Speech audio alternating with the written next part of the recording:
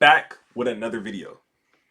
Back with another video, documentary, whatever you want to call it, reaction, little movie, little cinema by Trap Lord Ross. You feel me? So look, we at 169 supporters. I need to get to 200 by the end of the year. So you know what to do. I know what y'all need to do. Let's make it happen. So boom. Bronx burning. They caught the collab. If you know, you know. The teenage gangsters terrorizing New York. Let's really hop into it. Towers. And not only are these the tallest buildings in the Bronx, but they're also the birthplace to some of the Bronx's most buzzing rappers. I'm talking about D-Thang G's, I'm talking about Shah G's, and today we're going to be getting deeper into the story of Bronx drill, how the teenage gangsters rapping about murder are taking over the city. New York City, it's the birthplace of hip-hop. Ever since August the 11th, 1973, when DJ Kool Herc had a back-to-school party using 2 turntables and a mixer to jump between drum breaks and looping beats, it was this Bronx-based beat juggling bonanza that cemented the Bronx as the original birthplace of the hip-hop genre. And arguably, it's wider New York City that's the birthplace of American gangsters, with the Italian and Sicilian mafias taking hold of the city's streets in the late 1800s and early 1900s, as well as later on being the birthplace of modern American gangs. While gangster rap first emerged from the streets of Philadelphia, being pioneered by the likes of Schoolie D, it was later popularized in Compton, California by gangster rappers like Ice-T and NWA, Snoop Dogg and Tupac Shakur. Throughout the 90s, many rappers in New York were inspired by the mobsters in their city, making music about the life of crime and painting a picture of the mob life in rap music. The likes of Biggie, Nas, Jay-Z, Mobb Deep and others brought vivid tales of the life as a gangster in New York to people's ears in the form of fire rap music. But the 90s were a long time ago, and in 20 years, gangster rap has changed, since drill music emerged from Chicago, blurring the lines between gangster rapper and real gang violence. Drill music scenes would emerge in Brooklyn, birthing the careers of New York gangster rappers like the late Pop Smoke, Fabio Foreign, and 22Gs, taking inspiration from the UK drill beats that emerged from London. The UK drill and now Bronx drill sounds being generally much more up-tempo than Chicago drill beats, meaning that it's also music that you can dance to, as well as chase your ops to. But while people like Pop Smoke popularized the drill dances of Getting Sturdy, or 22Gs' signature twirl, the new generation of Bronx drill rappers have taken the trend of being a dancing gangster rapper to dark new levels, with new dance moves being made up, specifically to mock dead rivals. The new generation was driven by the emergence of 2 exciting new young artists to mock dead rivals. The new generation cop naughty bopping is crazy word. The cop naughty bopping is crazy. Made up specifically to mock dead rivals. The new generation was driven by the emergence of 2 exciting new young artists making gangster rap over Bronx drill beats. 2 cousins, ironically on different sides of a decade-long Bronx gang war, K-Flock and D-Thang G's. Ironically, both building an impressive body of work in both rapping and in the streets, with K-Flock still incarcerated to this day on an outstanding murder charge, and D-Thang G's only recently being released on bail facing serious RICO charges in connection with the RPT gang based at the River Park Towers. The lines between gangster and rapper have been blurred constantly over the years. With all of this music and violence spilling into the city, it's no wonder then that the eyes of fans, police, and the mayor are all on drill rappers. Unfortunately, for the authorities, the latest generation of Bronx drill rappers are much more violent, disrespectful, and younger than they've ever been before. With a 14-year-old Bronx drill rapper named Notti Osama tragically being stabbed to death in a subway station, his ops would take to social media, inventing a disrespectful... It was his fault. But I think they're going to talk about that later. And we really going to hop into it was his fault. Like, it was his fault. Dance move to mimic his murder, going viral in the process, with teenagers all over the world copying the moves and rubbing salt in the wounds of friends and families grieving this tragic loss, with the Naughty Bop even seemingly being added as a Fortnite emote. But unfortunately, this culture of celebrating murder and literally dancing to celebrate death is catching on in New York City, and the kids are getting sucked into this culture at younger and younger ages, with there being Bronx drill rappers like Sugar Hill Glitch picking up a mic as young as 8 years old and making violent...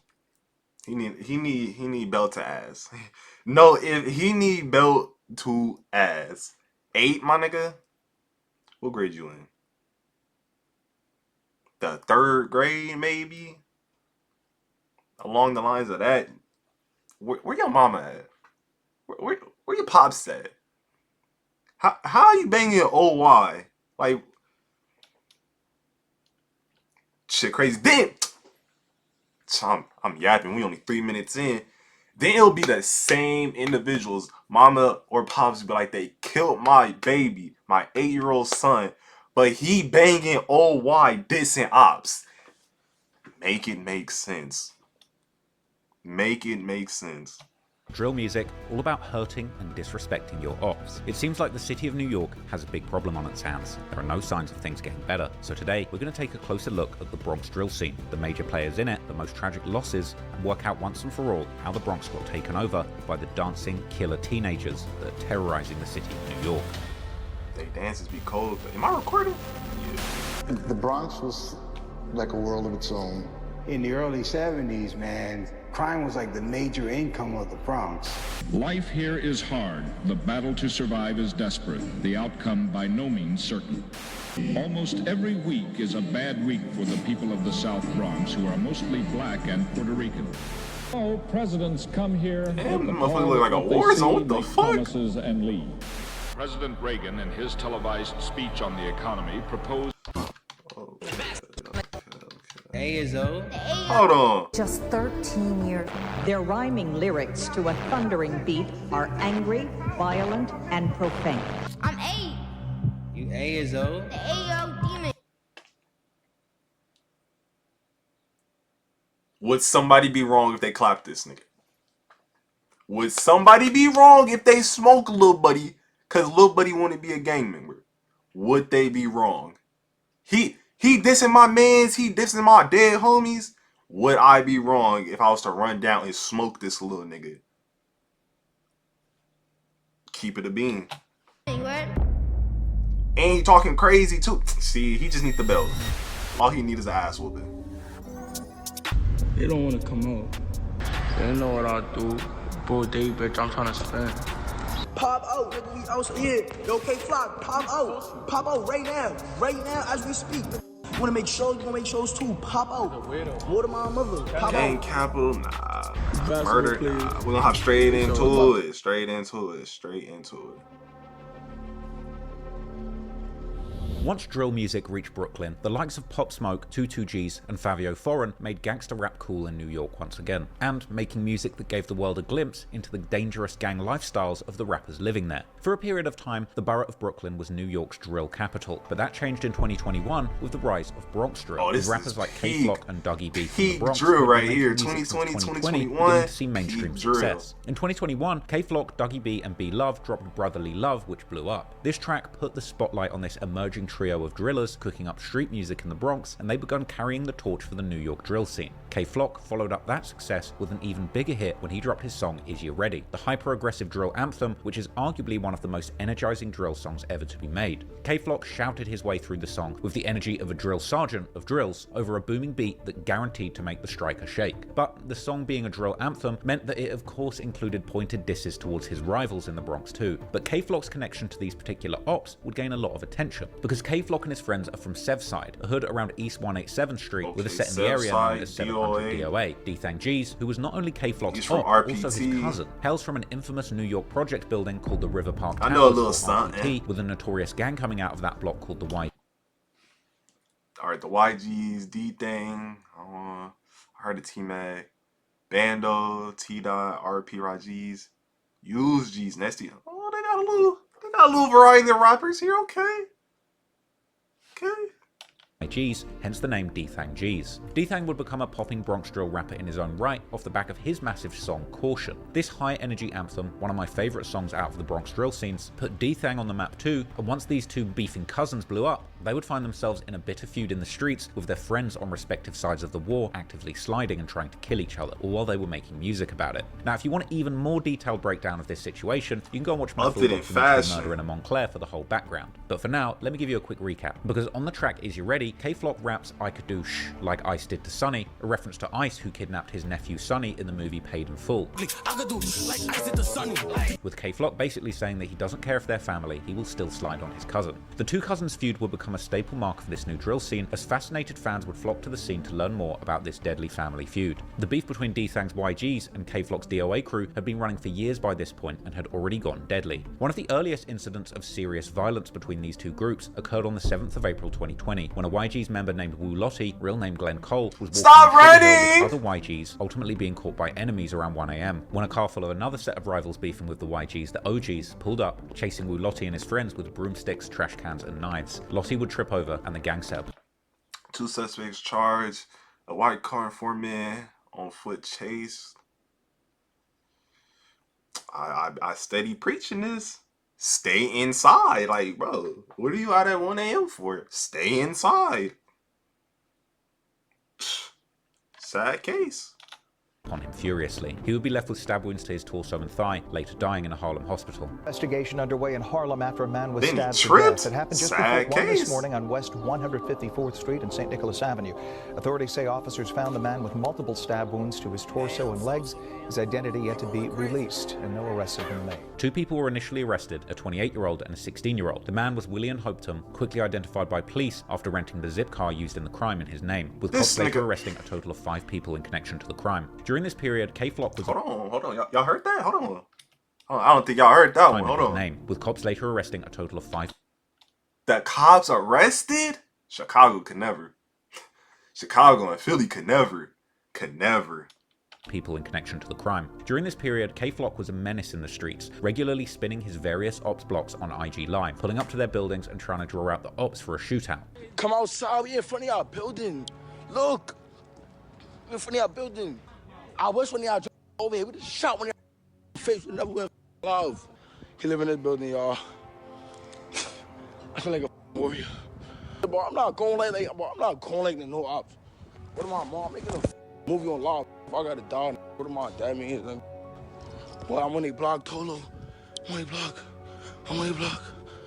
block. Things would truly heat up in the streets between DOA and the YGs in 2020 and 2021, when a bloody back and forth took place that saw numerous young men losing their lives on both sides. On September the 10th, 2020, 17-year-old named Kether Wirtz, aka K-Dub or Dubski, was walking on the street in Hoe Avenue in Crotona when he was confronted by two masked gunmen. He tried to run but tripped and was shot multiple times, later passing away in hospital. Loved ones lit candles and shared stories of 17-year-old Kether Wirtz. He was a cool dude, always laughing. He never bothered nobody unless he had to. Yeah, that's a fact. He was just a chill guy. The whole crime was caught on camera, but it's far too violent to show you on YouTube. Surveillance video shows the moments leading up to his death on Hoe Avenue in Crotona. One of the suspects was also seen shortly after walking on Southern Boulevard. In broad daylight? Surveillance With video show. Nigga, it's a cool 15 niggas right here. A cool 15. The moments leading up to his death on Hoe Avenue in Crotona. One of the suspects was also seen shortly after walking on Southern Boulevard. A motive is still unclear. Take a good look at this video. Police are hoping someone recognizes the two men. The cops would later make an arrest, with later unconfirmed speculation circulating that the killer was indeed from Sevside. However, only days later, there would be another killing seemingly carried out by YG's affiliates. On September the 12th, 2020, 23-year-old Christopher Pagan, aka Yellow, was in a parked car at Jackson Houses on Park Avenue near East 158th Street in Melrose when a gunman approached and opened fire. One man was shot and survived. However, Yellow was hit once in the head and once in the shoulder, leaving him dead at the scene. The YGs would mock Yellow after his death and would begin to reference his name in songs too. 3 people were arrested for the crime, 2 being the shooters and 1 for providing the weapon and driving them, with the younger YGs member implicated in the killing of Yellow actually being caught and confronted on camera outside of court by B Love himself. B Love, you talking about come across the street? I came to court with it. I flopped you, throw that up one more time. You talking about? Outside the courthouse is crazy work. Come across the street. Come across the street, nigga. What you talking about? Suck my G's up, nigga. This video was taken by the YGs as a big provocation against the group, and from there the violence would only get worse. But during this time, K-Flock and D-Thang would also go back and forth personally. At the start of 2021, fans would see D-Thang and K-Flock hopping on live together, arguing about who has the best lean and smoke. You never had this. That's that mud. That's that mud. That's that mud. Stupid, yeah.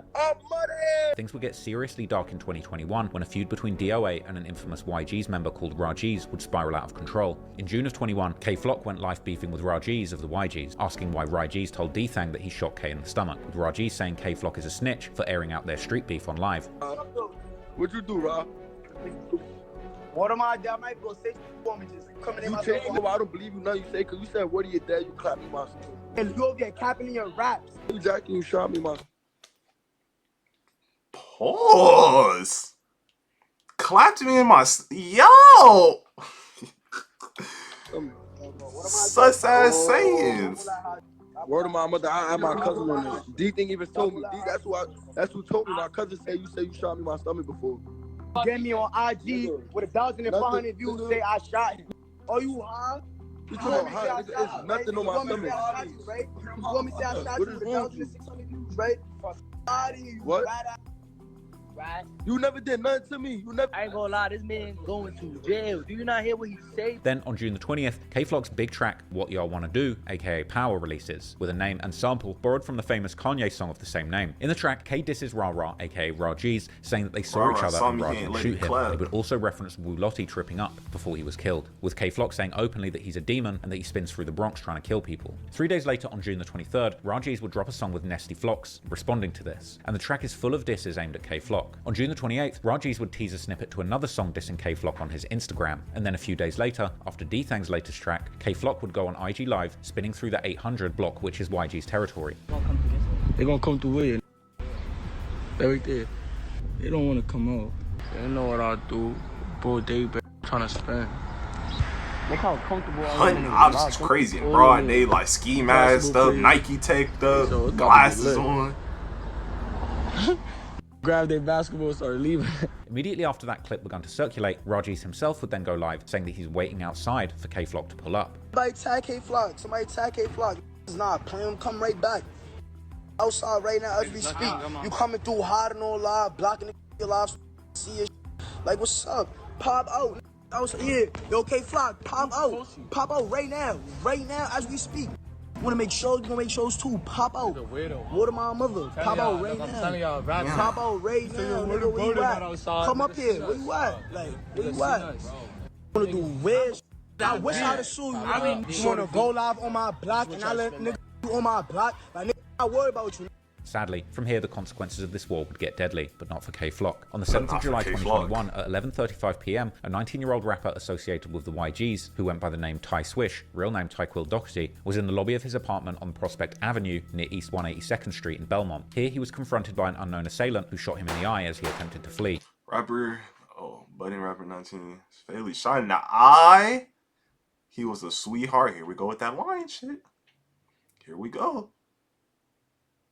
Inside his building, god damn, he ran outside the building where he collapsed. He shot in the eye, and witness said he was a sweetheart, but he was a gang member. Niggas are forgetting. Gang member, gang associate. They be trying to make it seem like these niggas be innocent. Like, they probably do be innocent. Like, bro, he's still associated with gang members or is a gang member. So, like, yeah. But his injuries were too much and he would collapse on the street, apparently being found dead outside of his own home by his mother. 19-year-old Tyquil Doherty was killed in this shooting. He was shot in the head and lived in this apartment building. He seemed to be walking in the doorway when he was shot in the head and killed. Now, it's unclear exactly what Ty Swish's affiliations were or who killed him. However, over You walking in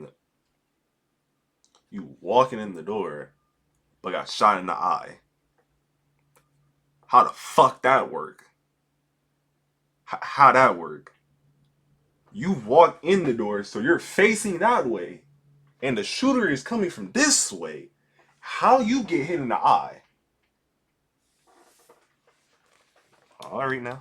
retaliatory attack would take place just 4 days later, with the target being a 13-year-old Jarian Elliott, aka J-Rip or J-Rip-K, an affiliate of the Crips from the Sev side, who according to police was actually at the scene of Ty Swish's murder, and who had recently been seen on live with gang members. At around 3:15 PM on July the 11th, 2021, a black sedan pulled up to 743 East 187th Street near Prospect Avenue, where people would open fire on two boys on the street, with CCTV surveillance showing a man firing across the street in broad daylight. One of the boys was struck once in the chest, once in the ankle, attempting to run while the shooter fled. Jarian, aka J-Rip, attempted to find that nigga gone. The ankle, attempting to run while the that nigga is gone, 4 flat, gone. Shooter fled. But you left your mans. You left your mans. Shit. Jarian, aka J-Rip, attempted to find safety in the nearby Angels Cafe as panicked customers tried to save his life, with the entire ordeal being caught on video but it's far too shocking to show you on YouTube. Surveillance shows Jerron Elliott in red pants. Shots zing through the air. Within seconds, he scrambles inside a restaurant. A crowd surrounds him. Police say he got shot in the ankle and chest. He would sadly lose his life en route to the hospital, being pronounced dead on arrival, killed only weeks before his 14th birthday. Police marked multiple shell casings inside and outside Angel's Cafe as they gathered evidence throughout the evening. Surveillance video from across the street captured some of that chaos as an ambulance brought the young victim to the hospital where he would be pronounced dead. The victim lived only a block away and was identified as 13-year-old Jarion Elliott. Outside his building tonight, candles glow in the shape of his initials, J.E. Following his death, the news circulated an image supposedly depicting him holding a handgun and repeating reports that he claimed to be a rolling crip, and reporting that he'd been arrested 8 times by the young age of 13, and that he was indeed the intended target of the attack. J-Rip was a close friend of K-Flock apparently, with K later posting throwback clips of them play fighting. Yo, you supposed to be my man. Nah, why you talk like that on Facebook, bro? I bro, what I put on your, bro, what I put on your timeline. This nigga is a kid. Nigga is a minor, a kid, a child. And what I put on your timeline and say, yo, Happy New Year, big bro. Ops like it's not even would later say they're smoking J-Rip, but even worse was Shah G's, who went to the death site kicking over J-Rip's mural. Oh shit. Always suck my. A 16-year-old who was unnamed was later taken into custody for the shooting. 16-year-old boy has been arrested and charged with the murder of a Bronx. Yeah, they solving shit Investigators though. say the gunman shot. They solving these crimes. Shit, they got like couple thousand cameras on every block. They got surveillance out there. And killed 13-year-old Jarion Elliott last month on East 187th Street in the Belmont section. Police say the shooting was gang-related and that Elliott was the intended target. With the rumored shooter being a 16-year-old YG's member named Dolo G's, accompanied by Raji's. But the cops wouldn't pick up Dolo for the crime until the following month. Unfortunately for Raji's, the police wouldn't be able to catch up with him before his enemies could. It's said that Ra was at the scene of J-Rip's murder, and therefore was a target for retaliation. If the police knew this, the ops certainly did too. So apparently less than 10 hours after the murder of J-Rip, on July the 11th, 2021, a 16-year-old Ra, aka Raji's, real name Ramon. Less than 10? Nigga, they spun back the same day?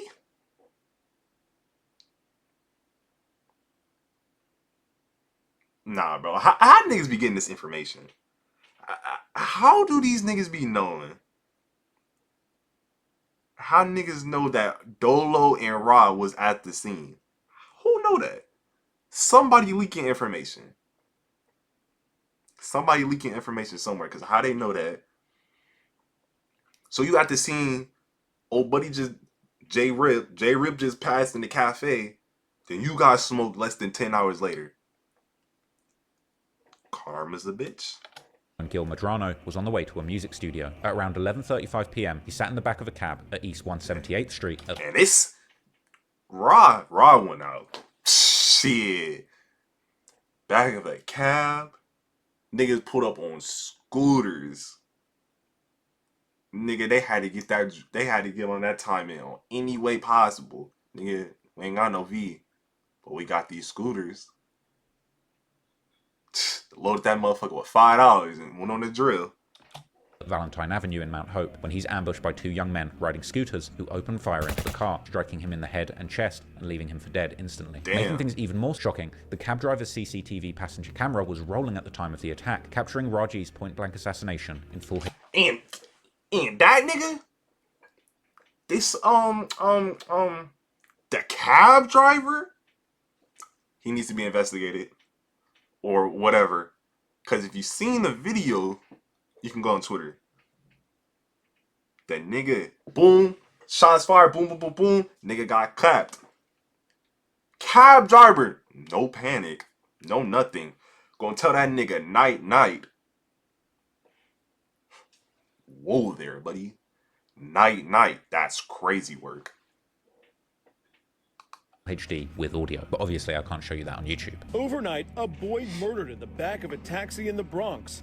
Police say 2 suspects riding on a scooter opened fire on the cab, killing the 16-year-old in front of the driver, who was not hurt. Rajiz would lose his life at the hands of other teenagers involved in the same gang war, with this apparently coming the same day he took the life of a teenager 3 years younger than him. In less than a week, 3 youngsters caught in the cycle of violence lost their lives as part of this gang war. At ages so young, I struggle to even believe any of them really had an idea or appreciation of the dangerous lifestyle they'd been born into. But despite the bad things that all of the youngsters involved in this story had allegedly done, I've got the utmost sympathy for them. They never had a choice or the proper guidance to avoid this terrible outcome. Man, everybody got a choice, my nigga.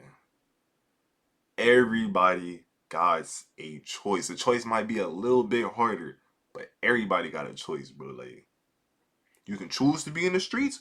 You can choose to be in school, in the books, and out the way. Everybody got a choice. Like, peer pressure is a thing. They probably got peer pressure, but hey, parents failed them too. They need to get that belt, my nigga.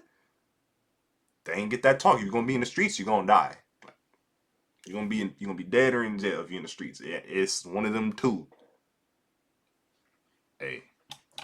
At such a young age. D-Thang would mourn following the news of his YG's brother losing his life, and other members from the crew mourn the loss as well. Meanwhile, their ops like K-Flock would brag that they are smoking rah-rah. Others would tag K-Flock's music, referencing the incident, and some suggested that Rajiz had said that he was smoking J-Rip after his death, and that now he will get to meet him. It was only a week after the murder of Rajiz when K-Flock released his breakout song Is You Ready, catapulting him to the top of the drill scene. But K-Flock had gained infamy amid a backdrop of serious death and destruction, and D-Thang wasn't far behind, clapping back with disrespectful songs of his own. On September the 28th, 2021, D-Thang drops the song Talk Facts, a track which uses a sample of Somebody I Used to Know by Gautier, combined with a booming drill beat. This beat is incredible, and if you know the sample, it's immediately recognizable. But just as the ATK rappers from Jacksonville had used a catchy sample of Vanessa Carlton's 1,000 Miles to get everyone singing along to lyrics about their dead ops, D-Thang did the same thing and used this sample to deliver an onslaught of offensive and disturbing lyrics aimed at his rivals. This song cemented D-Thang's place as a leading voice in the Bronx drill scene too, but it was also an indication of heightening tensions in the streets, and only a day after this song released, another young man associated with the Bronx drill scene on K-Flock's side would lose their life again in the most tragic circumstances. On the 29th of September 2021, a Rolling 80s Crip affiliate, 16-year-old Nas Roller, real name Naziah Sanchez, who had allegedly mocked the deceased YG's member Rajiz in a Facebook post, was standing on a busy street with another man on East 187th Street near Prospect Avenue, just across the street from where J-Rip had been killed. At 12:50 PM, 2 men jumped out of a Honda Accord, shooting him in the head and chest. Nas would lay in the street surrounded by shocked members of the public and emergency medical staff who desperately tried to save his life, but they were unfortunately One thing I will say, these YNs in New York hop out in broad daylight, no fucks given, and they got aim, hit niggas in headshot dead, like shit. Successful, and Nas would later pass away in St. Barnabas Hospital, with this very not safe for life crime scene being recorded and uploaded to Reddit, once again way too raw to show you on YouTube. This was a truly disturbing scene, and much like the stories that I've covered in Chicago, where brazen assassinations kill ops in broad daylight, leaving members of the public traumatized in the process, drives home just how little care is really given to human life in these deadly gang wars. After this, K-Flock would pay tribute to his fallen friend, while others would repost Nas's earlier post saying Rajiz can't answer the phone, asking Nas to do the same now. D-Thang and the YGs would go on Instagram and mock Nas following the news. Smoking Nas. Yo. My brother Nas. As well as that live, D-Thang would make a post suggesting that Nas was sacrificed, while others made posts tributing Rajiz. Things were truly out of control at this point, and having lost so many friends to the streets, K-Flock was on go, ready to shoot at a moment's notice. And repping a gang that's EBK meant that K-Flock would need to be ready to defend against a multitude of gangs in the streets. And unfortunately, soon he would be confronted in the streets and make a life-changing decision that would bring his career to a grinding halt. On December the 16th, 2021, K-Flock is walking with a woman through Sugar Hill, which is the OY territory, another gang that K-Flock's EBK crew has beef with. And this is only a block away from where E.Baby shot the Ready for War video. In fact, just before this incident took place, K-Flock was allegedly on FaceTime with an enemy, posting on social media that he has a gun in his coat, the exact spot where that music video was filmed. According to 1090 Jake, this video was filmed only a few minutes away from where the actual incident took place, because seemingly moments after that video was made, K-Flock is spotted walking by 24-year-old Oscar Hernandez, also known as OY Walker, who comes out of a barbershop and confronts K-Flock, asking him what is he looking at. The security footage that's currently available doesn't show exactly what happens next, as K-Flock is off screen, but a moment later. Alright, let's break this down. Let's break this down. Also known as OY Walker, who comes out of a barbershop. Boom. K-Flock walking with Shorty or whatever. They walking down the street. Old boy Oscar probably peeped. Oh shit. That's probably such and such or whatever. Probably recognized them. Probably talking shit or whatever. Like, this not your block, nigga. Some crazy shit. Now, you're inside a whole building. A whole building. You're safe. He is safe in that building. He decides to walk out. Be the aggressor, I'm assuming. Be the aggressor by walking out the building and following K-Flock. Now, if I'm K-Flock walking with Shotty, I don't know what he on. I'm just walking down the street. He came out the building following me. I'm on timing already. So boom. He blinked, bro. To me, that's self-defense. Just a little bit. He could have played it out a little longer to see what type of timing he was on. But he ain't playing no chances. And smoke, buddy. Shit. And confronts K-Flock, asking him what is he looking at. The security footage that's currently available doesn't show exactly what happens next, as K-Flock is off screen, but a moment later, the victim appears to be shot, flying back and landing on the ground with incredible force in another clip that I can't show you on YouTube. R.I.P. to him, O.Y. but Walker like, would be shot in the neck and back, later passing away at Mount Sinai Hospital. Following the killing, people began to pay respects to O.Y. Walker, unaware that the most famous rapper in the community might have actually been responsible. E-Dot would go on to post mourning Walker and updating his IG to pay respects, saying everything for Waska. Police would immediately begin investigating the killing. Unfortunately for the shooter, their expensive designer fit was caught on camera, and a day after the incident, the police would release an image of the suspect and the outfit. Surveillance video of a suspect wanted in a deadly shooting in Harlem. The incident took place yesterday morning on 151st Street and Amsterdam Avenue. According to police, Oscar Hernandez was inside a barbershop when the gunman opened the door and asked him, quote, "What are you looking at?" And the victim went outside to confront him. He was fatally struck. Asked him, according to police, Oscar Hernandez was inside a barbershop when the gunman opened the door and asked him, quote, "What are you?" When the gunman, so he's in the barbershop. So K-Flock walked in the barbershop and asked him what he looking at? Sound K-Flockish. Sound like something he would do.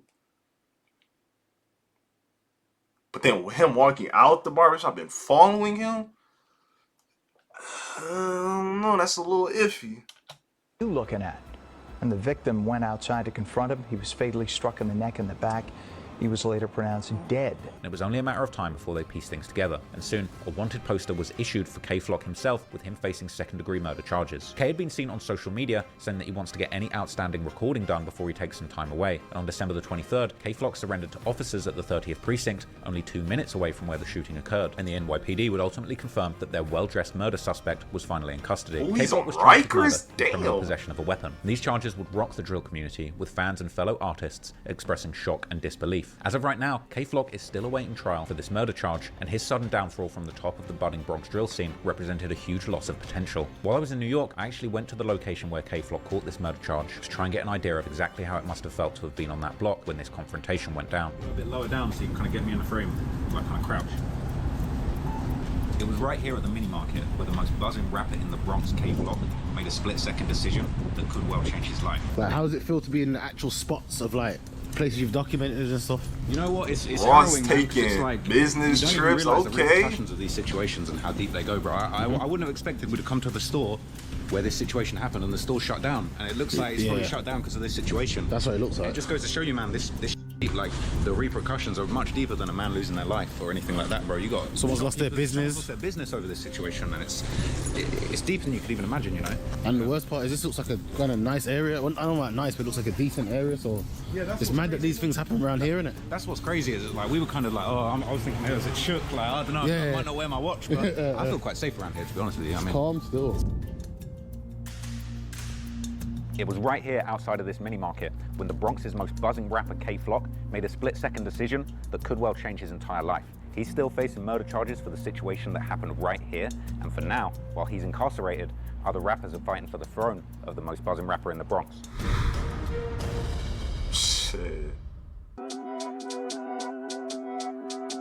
The all comes after K-Flock was acting gangs. absolutely wild in the streets, but unfortunately for him and other NYC drill rappers like him, unlike cities such as Chicago, where rappers like King Von, Lil Jeff, and Q50 can boast about killing numerous people in their songs and still be seemingly untouchable by the law, this is not the New York of the 80s and 90s when crime was completely out of control in the city. Now, that's not to say that the NYPD doesn't have its own problems when it comes to policing, but for comparison, the worst clearance rate for homicides in New York's boroughs in 2023 was in Brooklyn, that number being 76%, whereas in the Bronx it was 81%, meaning that 4 out of 5 homicides in the Bronx actually get cleared. Meanwhile, in the entire city of Chicago, this also including the richest and safest neighborhoods, the clearance rate for murders in 2023 was only 52%, whereas in the poorest neighborhoods in the south side of Chicago, such as Chatham, Woodlawn, and Washington Park, where guys like Von, Jeff, and Q50 made their names, only about 20%, or 1 out of 5 homicides, were actually cleared through prosecution. We know Chicago ain't solving nothing. 2021. We already know To be this. fair to Chicago, these numbers might have slightly improved since the peak of the COVID lockdowns, which caused a nationwide crime epidemic that brought the clearance rates down pretty much everywhere. But in any case, given the fact that the modern New York law enforcement are in fact rather efficient at solving crimes,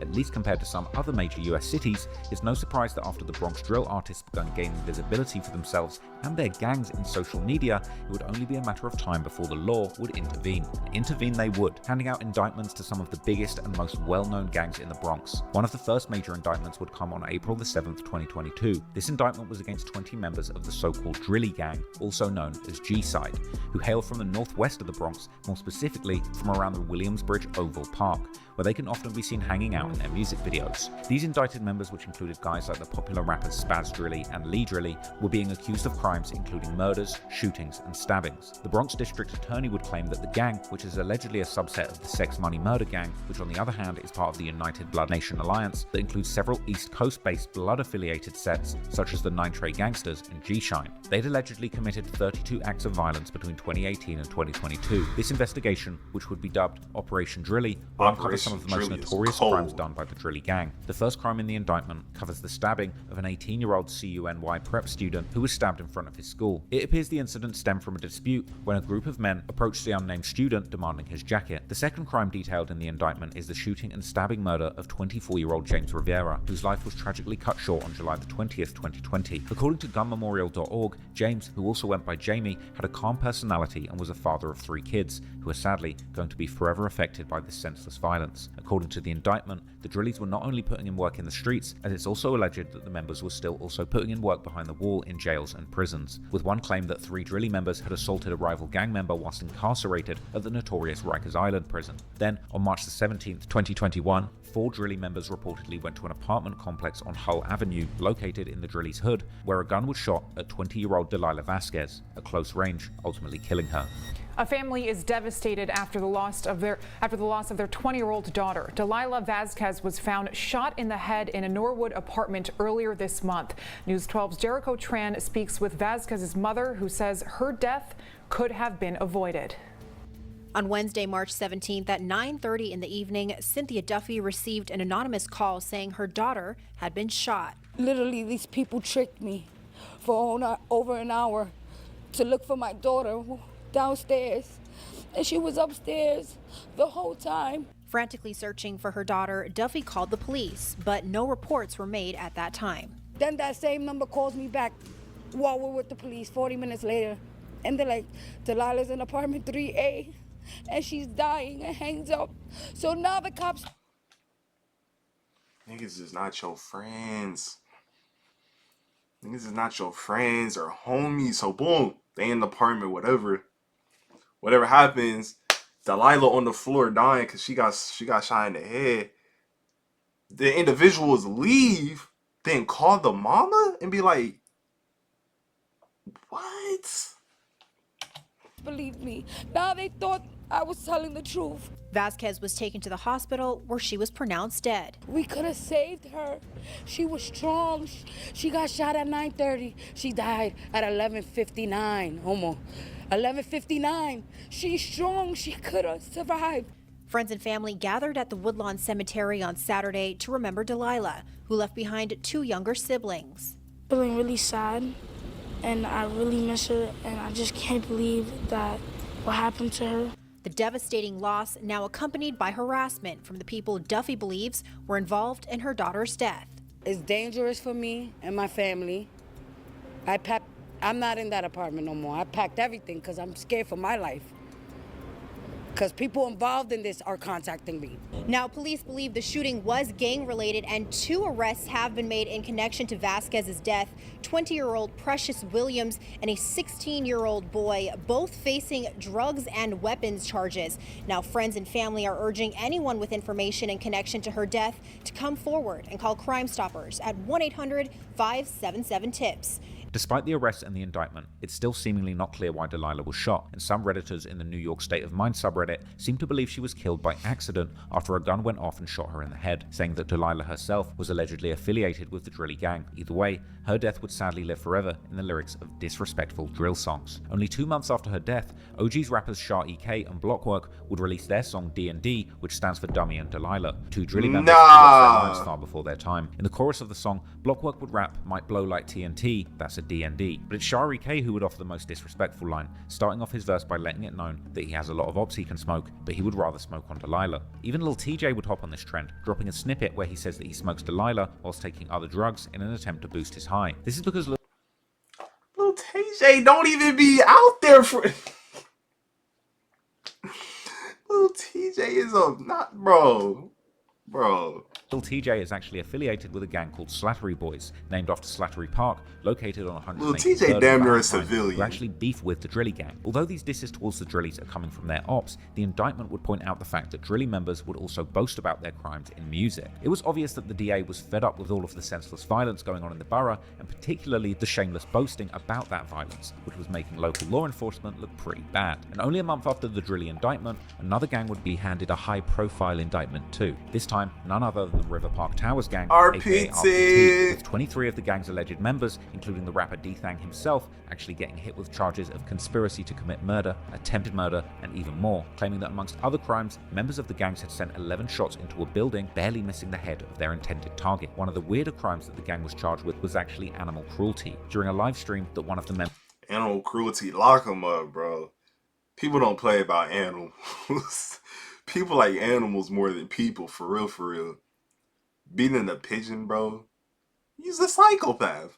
You deserve jail. This was filming, what? a pigeon would fly nearby, which they would compare to a crip. And that's when one defendant would say that if they get 100 views, they would kill the bird. And once they reached that goal, the members would then indeed beat that bird to death with a cane, whilst capturing the absurdity of it all for the world to see. The Bronx County DA, Denise Clark, would also comment how the gang committed 6 shootings, showing complete disregard for anybody's life, adding that she's calling on rappers from the Bronx to stop using music to encourage shootings and to instead use it to better the community. But in early 2023, the law enforcement would keep going hard after the Bronx drill rappers, only this time it would be the feds, who would first in January charge 2 members of a gang called Third Side, located on 183rd next to the Bronx Zoo, with a racketeering conspiracy, aka a RICO case. One of these alleged members would be a rapper called Zay Munna, whose old videos included cameos from K-Flock, showing just how close these 2 sets were, at least at the time. Indeed, the next month in February, K-Flock's situation would also go from bad to worse, when he and 6 other co-conspirators would be hit with federal racketeering charges for their alleged participation. Damn, nigga fighting a murder and a RICO? Which the feds consider a criminal organization closely affiliated with the Third Side. Besides the alleged murder of Oscar Hernandez, aka Walker, K and his accomplices would also be accused of numerous other crimes, such as shooting up rival gang members in November 2021 near the River Park Towers, where D-Thang's YG's faction RPT operate. While some could argue that K has a decent case to be made that he shot Walker in self-defense, fighting RICO charges against the feds will likely turn out to be a challenge that K won't be able to overcome. Unfortunately, while the Bronx DA and the feds were taking a hardline stance against the gangs, and particularly drill rappers in the Bronx who were attempting to gain fame and money from boasting about their crimes and disrespecting their ops in their music, and the violence wouldn't stop, and the disrespect in the music would only become worse. After the tragic death of one aspiring drill rapper, we would see for the first time that disrespecting the dead could become a national and even global dance phenomenon. 4-1, Naughty Boppin'.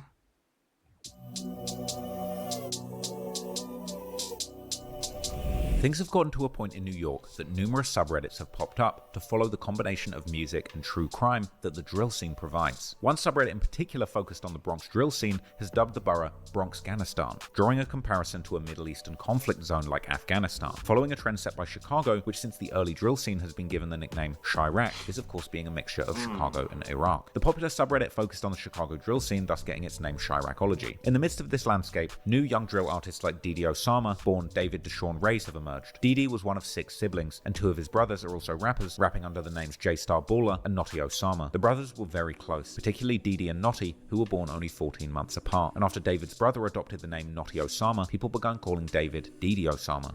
You know, I see the name. You know, where did that come from? Your brother got Naughty Osama, you Didi Osama. He just said it. Yeah. My name gonna be Naughty Osama. So yeah, that's my name too. You talking about? It's my name too. Like my name's Didi Osama. We big old, so we Osama.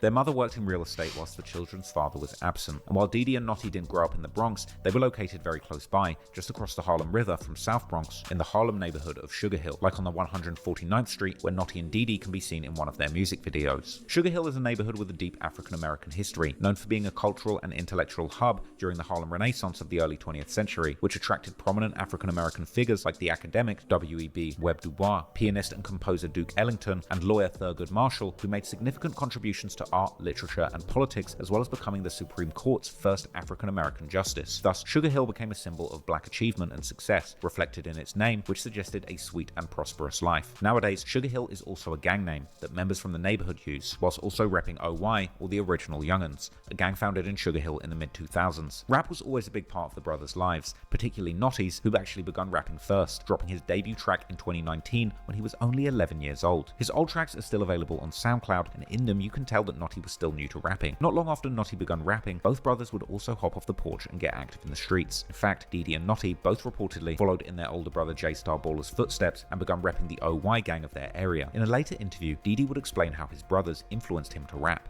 Brothers, I live my heart, Naughty, my turn, my soul.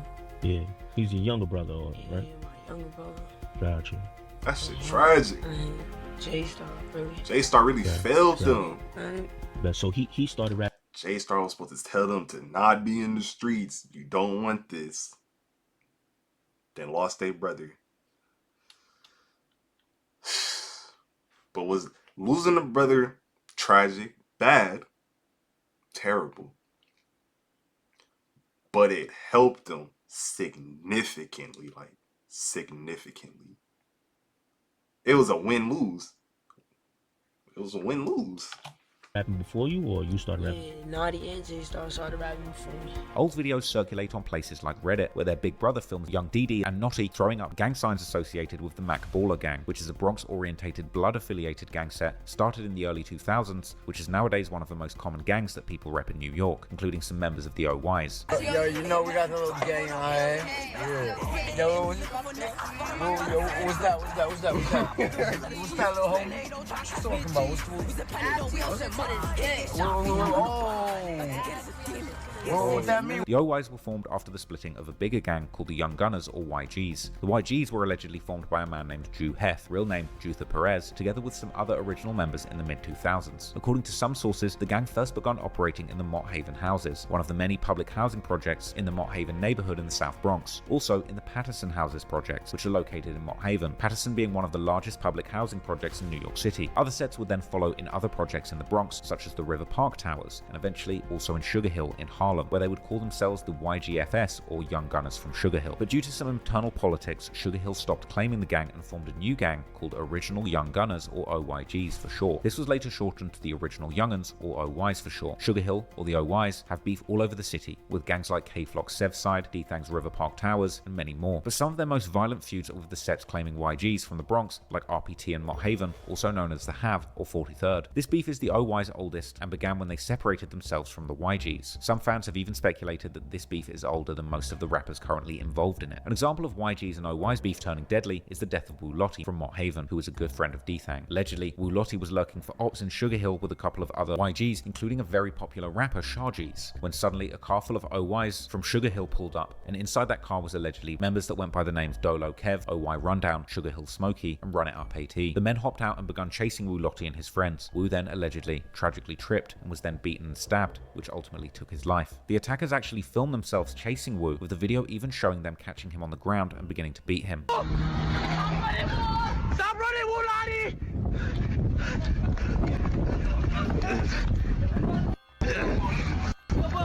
Come here, Wu!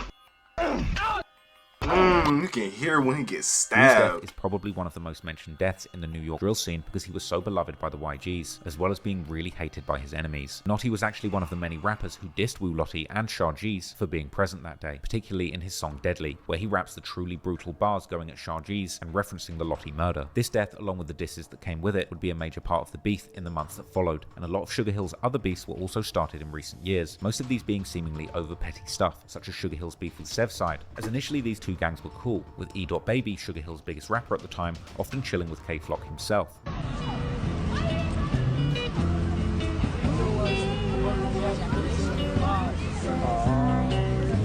It's really crazy. Everybody be cool. Everybody be cooling with each other. Then it just take that one incident. Now, everybody beefing. It just take one. Now, everybody beefing. After E-Dot went live with Sevside's ops, a member called Lottie from RPT, Sevside would begin dissing him. Yo, ready for War Part 2 out now. I'm promoting. What you talking about? I told you to slow. Yo, bro, nah. What the? This 300 views. Yo, you know. D-Thang's Facebook post from the next day would show that he too clearly wasn't happy with his RPT friend hanging with a Sugar Hill member. The OYs and Sevside kept dissing each other, and it all escalated into K-Flock famously killing Waska from Sugar Hill. Another Sugar Hill beef that needlessly began recently was their beef with a gang called the OGs. Another gang started in the early to mid 2000s, allegedly by a man called Melly Mel Baller, this gang being another split off from the YGs who hail from the large projects in the Bronx, like the Melrose Houses, Jackson Houses, and Morrisana Air Rights, also known as the Vietnam Projects due to its violent reputation. In 2020, the OYs linked up with the OGs, forming an alliance called the OYOGs. The alliance appeared strong, and the OYOGs rappers like Shari K and Didi Osama completely dominated the New York drill scene in 2022 after K-Flock got locked up for the murder of Waska. With their music videos gathering millions of views, the OYOGs alliance led to more beef for Sugar Hill. Shari K, the OG's biggest rapper, would have a falling out with his ex-manager Big KVH, but despite the fallout, KVH would allegedly post a video pretending to still be managing Shah. This naturally annoyed Shah, who then went live dissing him. Anybody is familiar with him, you feel me? Then is doing $1 million every week. He signed to me. You feel me? Niggas are lame. What the How you hell? gonna lie, I'm lying? So I'm gonna just let it keep playing so all the gonna see it. I got one of the biggest artists right now signed to me. You feel me? Coming out of New York City. His name is Shot EK. If anybody is But that familiar nigga's with a him, goofy. you feel What me? the fuck? It is doing $1 million every week. He signed to me. You feel me? You feel me? That shit dirty, gang. It's over for him. Ain't gonna lie, bro. A lot of niggas doing funny shit. Y'all not lining up. You're not doing nothing. I don't want to get, I'm saying, laughing, texting me, none of that. My mans. A lot of my mans not doing nothing. Gangster. I'm Jack K. What am I that? My body. See me, be on that. Every job I see now, I'm on. I don't care. I'm your little bro. This beef would then broaden to also involve artists that KVH still managed, such as Brooklyn-based rap group 41, with rappers like Kyle Rich, who would take it to Instagram dissing Shah, saying Shah's old manager paid for all of his hits. D-Bills, another 41 affiliate, would then drop a track called OG's K alongside the rapper Blockwork. This song, being called OG's K, was a diss not just to Shah, but the whole gang. In it, D-Blitz would call Shari K a and claim that he doesn't have any money, while Blockwork would use his verse to claim that he's OG's K, meaning an OG's killer. This led to the OYs getting involved, as they naturally picked the OG's side. Notti, Didi, and other OYs would then drop a track titled 41K. Whilst this beef wouldn't lead to much violence in the streets, the OYs beef with 41 would later become very important in the story of Notti Osama, as the track 41K would really cement Notti as being extremely disrespectful. While his other tracks weren't free of disses by any means, this one took it to another level. In the song, Notti disses Lil TJ's dead best friend Smelly, calling him a who got killed for a bike. Apparently in 2016, Smelly sold a bike to a civilian, but later that day, he decided he wanted it back. Smelly, along with a couple of friends, then allegedly tried to take the bike back, starting a fight, which would end up with the civilian stabbing Smelly to death. Apparently Lil TJ was even there when this went down, and he would actually rap about this incident in his song No Escape from his True to Myself album, saying how he wished he could go back to that date because his friend would still be here. Sadly, Smelly wasn't the only dead op that Notti had dissed in 41K, as he would also take shots at dead YG's member Rajiz, saying they Naughty was do a demon. like Naughty was a problem. Slumped in the whip. The meaning of this Naughty goes was back not to the an summer of innocent. 2021, when the gang war in the Bronx was getting extremely heated, leading to several teenagers getting killed in just a few days' time. July the 7th, a 19-year-old aspiring rapper called Ty Swish, real name Tyquil Doherty, was fatally shot in the head. According to some news sources, one boy at the scene of the crime was a 13-year-old named Jarian Elliott, also known as J-Rip K, allegedly affiliated with Sevside. 4 days later, on July the 11th, J-Rip was shot and killed in broad daylight. Two boys were charged with the murder, 16-year-old Jahil Khalif and 18-year-old Justin Bays, and the police would state that the murder was revenge for the killing of Ty Swish. But later that very same day, around 11:30 PM, Rajiz, an 800 member, was sitting in a taxi, which would slow down to stop in traffic when suddenly two people on a scooter sped by and shot Ra in the head at point-blank range, killing him. Again, this murder was captured on camera. In the video, you can see Ra fall over to the side after being shot, which is what Notti would refer to when he said he would leave someone slumped in the whip like Ra. Once again, the murder was considered to be revenge killing, this time for the murder of J-Rip. Another important incident happened shortly before Notti's death, which was when a member of a gang called 700 from Washington Heights was jumped in broad daylight by OY members, with Didi even posting the incident to his Instagram stories. But, as it would later turn out, this member would allegedly end up being the very person that would eventually take Notti's life.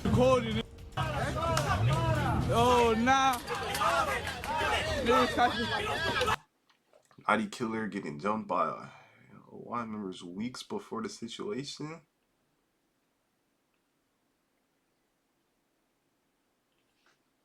Yo. On July the 9th, 2022, Notti Osama's street activity and dissing would finally catch up to him. At about 2 PM, Notti would leave Didi to meet two friends. That's why I sad, like, real shit. Still thinking, like, what if I stayed?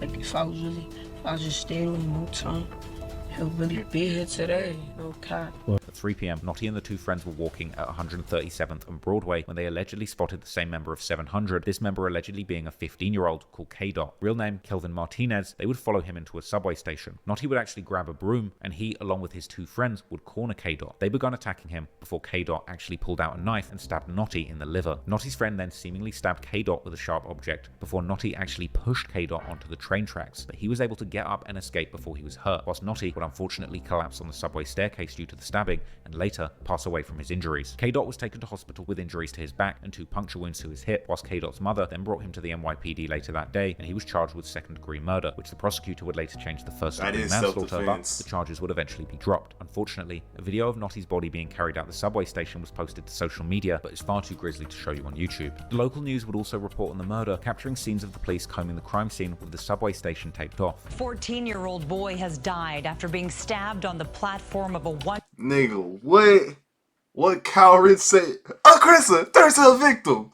Yo, that shit just popped up in my head. That's not funny, but yeah. Train in Hamilton Heights. Police say it happened after some kind of altercation, and his attacker is still on the run. Police say the 14-year-old victim was on the northbound platform inside the 137th Street City College train station when he was stabbed once in the abdomen. Now, when I was in New York, I actually went to the location where Notti lost his life, and I'll be honest with you, it was chilling. It was very sad to imagine the events unfolding, and just this tragic loss of life, field trips. Very dark and negative energy between those young men that were caught up there that day. So I'm going to show you something that I recorded when I visited that location, and then we're going to continue with the story. I'm here at 137th Street, City College Station, and this is the location where a young rapper by the name of Notti Osama was unfortunately stabbed to death at just age 14. And in the months that followed, he went on to be mocked mercilessly by his rivals in the New York drill scene, just going to show you how brutal this game could really get. Since the incident, K-Dot has allegedly been making music under the artist name K-Dot Keep Clicking, dissing Notti in his music and on social media on numerous occasions. In his song Circus Part 2, he would rap about how he was looking for OYs to leave him on the steps, referencing how Notti would collapse by the stairway and how his dead body was then carried up the steps on camera. But the much more famous diss towards Notti would come from the 41 group, whom Notti had beefed with earlier, even making the song 41K. As in October 2022, the group's rappers Kyle Rich Rich, Tata, and Jen Carter dropped their now infamous song titled Naughty Bop. The song's lyrics were wall-to-wall filled with highly disrespectful bars about Naughty, but it was the dance that the trio would do in the music video that really hurt people's feelings. Kyle Rich would describe this in the chorus, rapping how he's naughty bopping, punching his hips, with the dance actually being doing a stabbing motion from hip to hip. The music video essentially recreating the murder of Naughty with a dance. The music video would soon get removed from YouTube, perhaps due to a copyright claim, as the song's beat uses a sample from the 2000s kids animated musical show The Backyardigans, or perhaps due to the song's subject matter. Wouldn't surprise me if it was taken down for violating some kind of policy on bullying. However, it was soon re-uploaded by other YouTube channels. The song, and particularly the dance associated with it, would blow up on TikTok, and soon everyone from teachers to cops to even NBA players were actually doing that dance, and not even knowing the disturbing background behind it. Oh nah, he getting into it.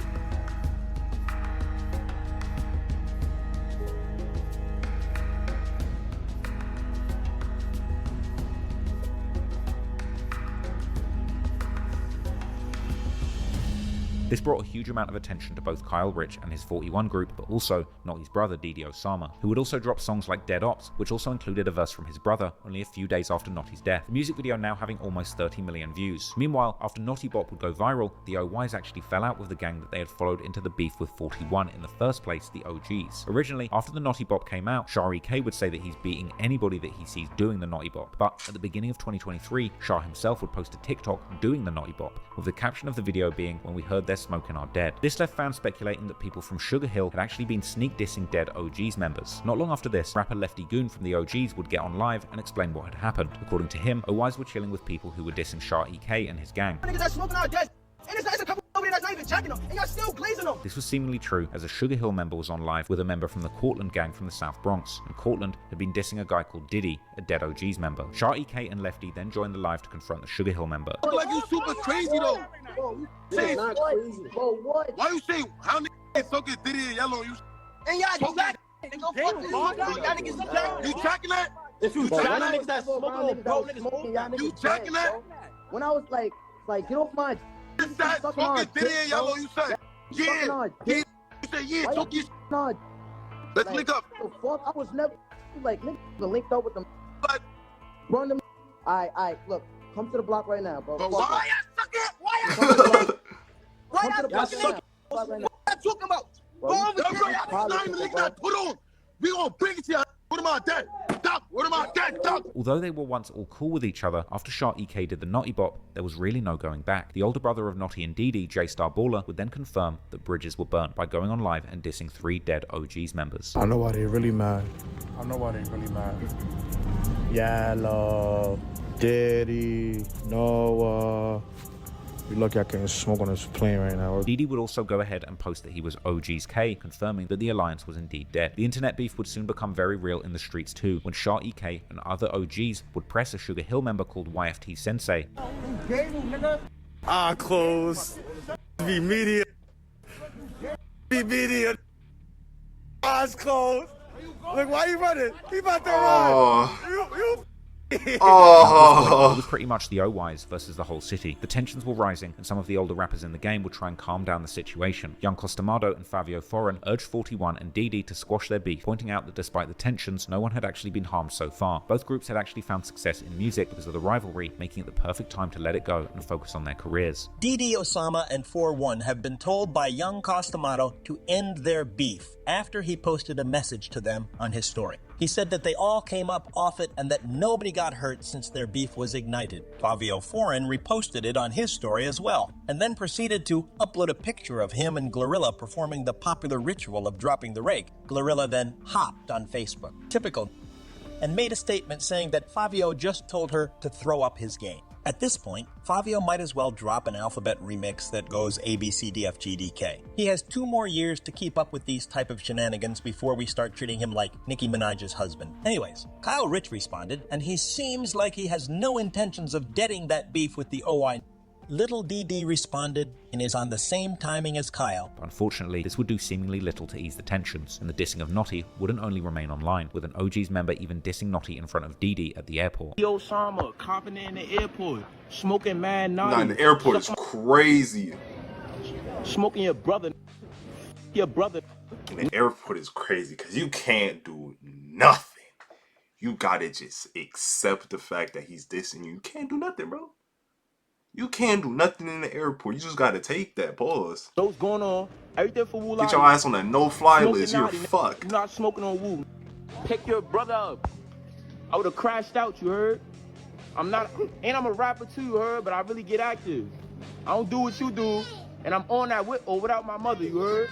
On February the 26th, 2024, the Naughty situation would get even worse for Diddy, as he would allegedly reach out to work with his op, D-Thang, who is the YG's biggest rapper, perhaps in the hopes of actually getting everyone to focus on making money rather than continuing beefs. But D-Thang would take this as an opportunity to mock Diddy and his dead brother, and he proceeded to use the incident as promo for a new track titled Drill Cappers, which referenced the DM in it, asking how is Diddy texting and asking him for a feature when he knows that the YGs are smoking his brother, and to be extra petty, he would even use the DM in the cover art for the song. J-Star Baller would claim that it was Diddy's social media team who sent the message and not Diddy himself, but whoever sent the message didn't matter. The damage was already done to Diddy's street credibility. Weeks later, on March the 17th, 2024, Diddy would seemingly attempt to re-establish some of that credibility by pressing the controversial kickstream Neon, who had hopped on.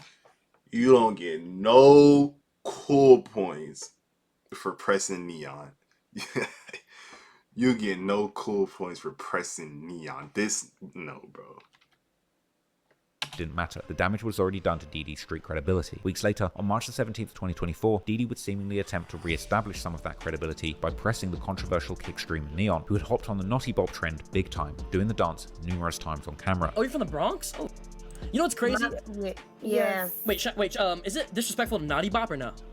Oh, I don't condone those activities. I'm sorry. I don't smoke on nobody. Yeah. I don't smoke on nobody. Don't drop my shit. Stay here. What you said? Nutty bopping. Punch in my head.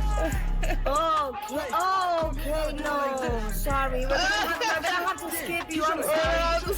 Wow. Wait, one question. Stop, please. Stop, please. Wait, one question. Stop. Neon had a face-to-face with Diddy during one of Neon's live stream sessions, but most people would seemingly think that Diddy was way too soft on him, considering that Neon seemed to enjoy dissing his dead brother. Listen, I just want to tell you this, baby boy. You don't know where I come from. You not from the streets, baby boy. You was really a nerd, baby boy. You was really a nerd, baby boy. Neon would actually seem to be looking around and not paying too much attention to what Diddy was saying. I'm trying to tell you, look, look at me. Are you not looking at me? Sorry, my bad.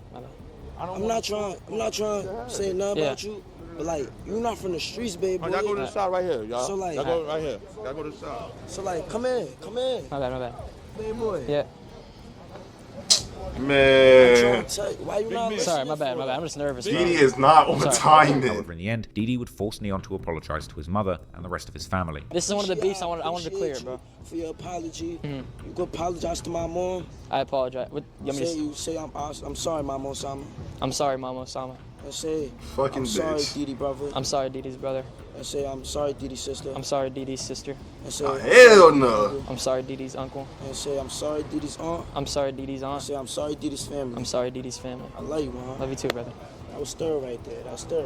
Luckily for Neon, things ended there, but for some others, the Naughty Bops had some serious real-life consequences. Caught that nigga Sugar bitch Hill right to member his and friend of Naughty face. called Sugar Hill Me SB personally. was walking to school a week after the Naughty Bop came out, but before he got to school, SB was spotted by a rival who started mocking him about the dance. A fight began, and SB would end up drawing a knife, stabbing the rival in the stomach, but thankfully, that boy survived. Things got so bad to the point where some begun describing Naughty as the New York version of Tuka, a now well-known 15-year-old GD from Chicago who was killed in 2011 and went on to be mocked mercilessly in countless Chicago drill songs by the likes of Chief Keef and King Von, and eventually by even rappers who had nothing to do with the gang war in Chicago. The music culture-focused magazine Pitchfork would publish a scathing article that slammed the Naughty Bop dance trend titled "The Exploitation of New York Drill Hits a Disturbing New Low," saying that the Naughty Bop actually represented the worst of New York drill, as well as comparing the New York drill scene to the original Chicago scene, pointing out that dissing the dead was nothing new in the genre. Yet something about the Naughty Bop felt like things were turning for the worst, and that the exploitation was actually getting to be at a breaking point. Shortly thereafter, in January 2024, D-Thang, who had been caught up in the RPT's gang indictment from 2022, would be released from prison.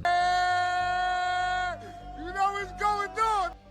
You know what's going on. My heart. Crazy. And seemingly immediately signed to French Montana's Coke Boys label, as I would cover in one of my YouTube lives. So people, it's finally happened, okay? I was actually very, very excited to see the news coming out of the Bronx that Bronx rapper D-Thang G's from River Park Towers RPT, my guy, all right? I'm a big fan of D-Thang G's. He's been released from prison, and I ain't gonna lie, I'm surprised. People were saying he was gonna be released, and then people were saying it's cap. But it's actually happened, people. Big D-Thang G's. So they're saying he signed to French Montana immediately after being released from jail. Now that's a good move, I ain't gonna lie. Coming straight out of jail and getting signed to French Montana. Now, once released, D-Thang would quickly hop on the Naughty Bob trend, releasing his song Cha Cha, which featured the co-boy got himself, released French Montana, and who's ain't actually made a from banger the Montana homes since. in the South Bronx, as well as his close friend Shah G's. And in the song, D-Thang and Shah G's would go back and forth, mixing the famous Cha Cha slide dance with the now infamous Naughty Bob. Shah G's verse in the song is also incredibly disrespectful. He starts the track rapping that he's smoking on E-Dot, a member of the OYs. He would then say that Naughty got poked, asking why he didn't run, and interestingly, arguably a response to anyone that had made fun of Shah G's for running from his ops in the past. Now, interestingly, I actually did a vlog with Brandon Buckingham in New York, and we actually ended up going to the studio with Shah G's himself. And Shah actually played me this song before it was released. We actually got into a pretty deep conversation about it, as at this point, I'd been researching the Naughty Bot pretty heavily, and I could kind of read between the lines in what he was saying in his lyrics, but not everyone necessarily could understand just how disrespectful he was actually being. So I decided at that point to just gently confront Shah and ask him if he thought he could ever reach a point where he'd actually feel like he could grow out of dissing dead people on songs, because I felt like this was a really important, like a teachable moment to try and actually spread a positive message to a young drill rapper that's actually living this stuff in the moment. I felt like this was just an opportunity for me to actually intervene and maybe give him a little bit of positive reinforcement to draw him away from a potentially devastating scenario in his life. And his response was very interesting. You know, he broke it down to me. He said he understood where I was coming from, but that the really brutal dissing that was aimed at Wu Lottie and him made him feel like he had to get equally disrespectful back. And I do kind of respect that, but take a look at what he said himself and you can be the judge in the comments. No, so Shah G's has this unreleased song where they sampled the Cha Cha slide. Bro, this is gonna be crazy. I feel like someone's needed to sample this for like 10, 20, I don't know how long this song's been out, but people have been dying for this. Why has no one done this?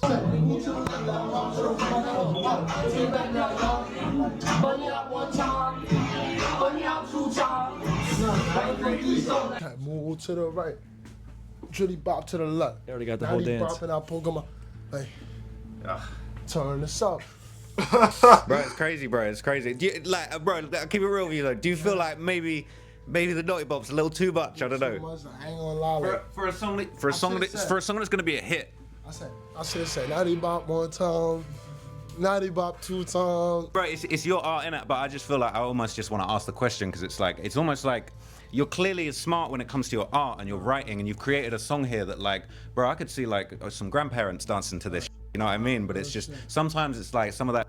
It's like, does that feel like if people know the story, like they might be kind of like, damn, like, because it's almost like when that dance first came out, it was like super viral, but then, you know, it's almost like you're kind of bigger than that. You know what I'm saying? You ever feel like that? Nah, I ain't gonna lie. I feel like saying his name like fake too crazy, but like it like. You should have seen the little snippet they posted the other day, but I don't want to post it, right? I don't want to, put it, but I ain't gonna lie, the other day, even before, when we had this, they just violated the other day, like the other day, like, they violated, like, they put like a little snippet, try to be funny and shit, so when this drop, I don't really care about nobody. I know it's gonna go up. They got no choice but to play that on the radio. Like that's gonna go too viral. Like, but the thing is, that's the thing, bro. Like you're living it. You're going through that. You got people that are dissing you. So if that's your art and that's your expression, you got to do it your way. But it's almost like it just makes you want to ask the question. You clearly know how to make a hit record now, right? Like you've had songs you're getting hundreds of millions of views on, right? But like, you know how to make a hit record. Could you imagine getting to a place in your career where you feel like you could do the music and just not even worry about the dissing? You know what I mean? Yeah, I ain't gonna lie, like fake after this song type shit, recent songs that I had dropped, I ain't really been dissing. So like, I feel like this probably the only song right now out of 2024 that I got really as dissing, cause I ain't like a couple of songs that I got unreleased, not really dissing, like they more of like on some calm shit. Talk about, for me, like the females, the money and the shit. I feel like the song you just played me, bro, like the way that it's just like a hit and it's fun, like you dancing and you being yourself, bro. I feel like when people get to know your personality, like you're gonna just keep rising so fast, because I feel like, damn, Ross, we was doing good, now we hop into a little slumpy slump. Where the Ice Spice in the commercials, the preteen drillers are.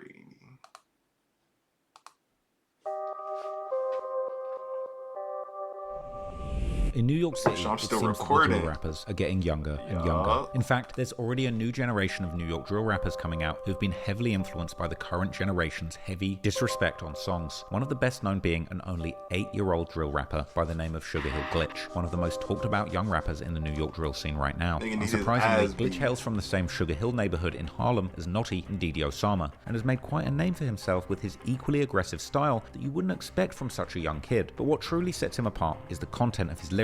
At just 8, Glitch is already rapping about the themes that are dark, violent, and deeply controversial. And despite being so young that he likely hasn't experienced many personal losses to street violence in his short life, he also doesn't shy away from dissing the dead. For example, one of his most infamous tracks, the One Mic freestyle, features lyrics that call out rival crews and mock their deceased members, like rapping how Lottie got poked in the chorus of the song, this referring to Wu Lottie from Mott Haven, the young man who died while sliding in Sugar Hill territory. Glitch then even follows up by making fun of Sharjeez for having a seizure, referencing when he had actually had a seizure whilst performing on stage. Remember, this is an 8-year-old kid saying this. Glitch would then continue to diss Lottie and other ops in numerous songs, to the point where the owner of the No Jumper YouTube channel, Adam22, a proud father, who would even come out saying that Glitch's parents should be imprisoned for letting their young son rap such. Yeah, it's free game at this point. Like, you speaking on Wu Lottie, Sharjeez, this and ops. Whatever happens, happens. His mother can't be mad. Can't be mad at the outcome if it was to happen. If he was to get ran down on, smoked, poked, he a gang member at 8. Where is your mother at? Glitch would actually respond by saying that he doesn't know what to say to that, which indeed makes sense given that this is indeed just an 8-year-old boy. Are you familiar with somebody named Adam22? Nah. So yeah, it's this guy, Oh yeah, Adam 22, yeah. Yeah, he got the platform. Nigga, bro, what? Basically, he was like, he's not fan of you, I would say. You know, he was like, he was had hating. a couple comments about you. He was like, oh, how? Nigga just need a good ass whooping. He'll be fine. How could his parents let this happen? That why? And he has bloody on the thing, like, why they promoting your music? Do you have any response to him acting like that and saying that stuff? Why they be promoting my music? I don't got no response. I don't even know what to say. One of Glitch's most popular songs is called Baby Op Spotters, this being a play on K-Flock's popular track Op Spotters, which also features rappers T-Dot and J-Dot, 2 young rappers who themselves probably can't be over the age of 10. In the song, the 3 young boys go back-to-back disrespecting K-Flock and their other so-called ops, with Glitch rapping that he's coming for K-Flock's spot, as well as saying how the ops are talking about Naughty, so they must want to meet him in the afterlife. J-Dot would then begin his verse by saying how he will flock or shoot anyone who tries to run down on him, before rapping how he and Glitch made an op do a flip, another reference to shooting someone, following up by saying that if his op tries to duck down, he'll shoot up his car. The song is a true testament to the influence of drill music on the younger generations, and sadly, this kind of behavior often doesn't go without real-life consequences, because at the end of 2023, Sugar Hill Glitch actually got ran up on by a man claiming he was OYK, or Original Young and Killer, OY of course being the gang that the Sugar Hill members commonly rep. But luckily, that man just taunted and recorded the young Glitch. OYK, Glitch, I'm OYK. I'm OYK. Oh! In February 2024, Glitch, luckily, that W mans for not doing nothing. Boy. All bro had to do was just, nigga, come here. What? man just taunted and recorded the young Glitch. OYK, Glitch, I'm OYK. He can't do shit about it. Okay, I'm OYK. Pay me. In February 2024, Glitch actually did an interview with Trill Marty, shocking him off the rip by saying that if you play, you lay, before then stating how he's an 8-year-old demon. The vibe of the interview bringing memories from a few years back when a young Lil Tay was causing havoc in these YouTube streets. But in this case, the situation feels much more serious, as Glitch's out-of-control antics online seem much more likely to cause some very serious real-life consequences. Wait, what? It's actually go good. Play the lane. You heard me? Oh! How old is he? I'm 8. I'm 8 years old? The 8-year-old demon, you heard? Oh! Glitch's age would also show, as he was not even aware of the original Sugar Hill Gang rap group, who were some of the originators of hip-hop music. This group also being named after the neighborhood in New York that Glitch is from. No? Never heard of the Sugar Hill Gang? You from Sugar Hill? Yeah, I am from Sugar Hill. So what's the Sugar Hill Gang? Like, You never heard dun dun jump on it, jump on it, dun dun dun dun dun dun jump on it, jump on it. You never heard that? nah. It's a Sugar Hill gang. Nah, I never heard of that. Nigga don't even Where know you his from, Sugar Hill? multiplication yet. You don't know no I was born 8 history? years ago. What you think? I'ma know it? Later on in the interview, Glitch would reveal that he actually wanted to start rapping after hearing his cousin Sugar Hill D-Dot rap. So, what made me want to do music? Like, I was listening to my cousin D-Dot, and he inspired. Wait, that's your cousin? Yeah, he inspired me. He would also explain how he got his name, saying that it's because he glitches or turns up on anybody that tries to play with him. So how you got your name Glitch? You're not glitching right now. Like, I glitch on it if they play with me, and I'm from Chicago. Trill Marty would even express how crazy it is that Glitch is only 8 and looks like he's about to go on a drill, to which Glitch would respond by throwing up a bunch of gang signs and explaining to Marty how he's from the O's, meaning the OYs. You 8 years old. Mm-hmm. And he look like he about to go on a drill. What is all this sign language stuff he doing? It ain't sign language. It's gang signs. I'm from the O's, right? On March the 3rd, 2024, Glitch would drop a song with fellow rappers T-Dot, AJ Watts, HB, and Melly G titled Barney, which would sample the iconic Barney Kids Show theme song, mixing it with his disrespectful style of drill rap. In the second line of the song, he disses the dead 13-year-old J-Rip, who is affiliated with Sevside, as well as dissing popular rapper and K-Flock's good friend, B-Love. Glitch's streak of disrespect wouldn't stop there. On July the 24th, 2024, he would drop a live performance of his song Deadly. This song would ramp up the disrespect, with Glitch dissing Lil TJ's fallen friend Smelly in his very first line of the song, saying that he smokes on him, following this up 2 lines later by dissing J-Rip. He would also claim that he will shoot you in the chest if you smoke on Naughty, even mentioning Kyle Rich, saying that he can't. Sounds to me like he's just a cloud demon for right now, until he meet these consequences. Cause he wasn't even, he had no thought process. He wasn't even functioning when all this shit happened. Smelly got poked. Rod, like, he wasn't even, yeah, he's just chasing cloud. Fight, before saying that if they free K-Flock, he's taking his life. Clearly, Glitch is not showing any signs of slowing down the disrespect, leaving many people wondering if all this dissing will one day catch up to him for real. Unfortunately, Sugar Hill isn't the only gang with super young rappers, as the opposing gangs also have rappers who are kids, such as RJ from a gang called 31st Block in the northern end of the Bronx, who isn't as known as Sugar Hill Glitch, at least yet, but has been consistently dropping music, dissing his ops on his social media. For example, in a snippet released on his Instagram page, he can be heard dissing Didi Osama and Naughty, saying that Didi was crying when his brother passed, and also in RJ's case, there are already signs that the dissing can easily have some very serious real-life consequences, as on May the 19th, one Reddit user posted a video showing RJ getting pressed in the middle of the street. You say you drinking, what am I doing? Alright? That's the way you're doing that. Why are you doing that? Don't say you beat my son, 8-year-old brother. Don't say you beat none of them. But luckily, the man didn't hurt the young kid and just simply scared him. But sadly, this warning didn't seemingly faze RJ, and to this day, he's dropping. Man, respectfully, if I was one of them niggas, bro, I'm taking my belt off.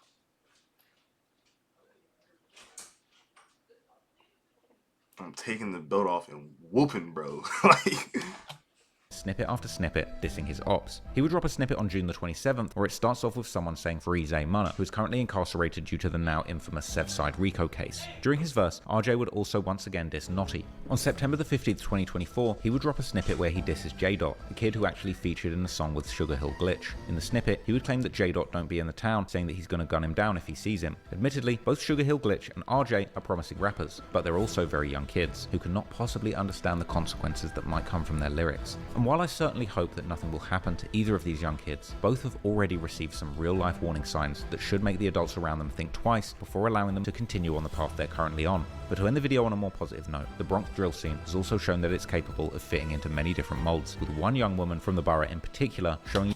We're not gonna hop into that, the little mob of Ice Spice shit, but hey. Oh, that's the video. Y'all know what to do. I'm out.